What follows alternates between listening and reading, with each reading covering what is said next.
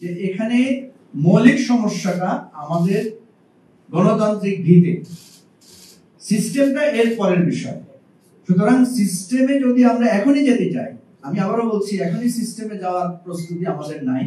এখনই যদি আমরা সিস্টেম চেঞ্জ করতে চাই তাহলে এতটুকু হতে পারে যে আমরা একটা মিক্স করতে পারি। সেক্ষেত্রে নিম্নকক্ষে ফার্স্ট পাস দি পোস্ট আর উচ্চকক্ষে পিআর, এটা হচ্ছে এখন আমাদের জন্য সবচেয়ে সহজ সমাধান।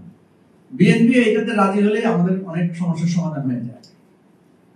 অদ্ভুত ঘটনা, আমাদের দেশে অনেকে বলে যে পিআর এটা আবার কি জিনিস, অথচ আমাদের দেশে পিআর চালু হয়েছে অনেক আগে থেকে। যেমন আমাদের সংসদে যে 50টা নারী আসন, এটা তো ডিস্ট্রিবিউটেড হয় পিআর এর ভিত্তিতে, এবং সেই পিআরটা হচ্ছে সিটের পিআর।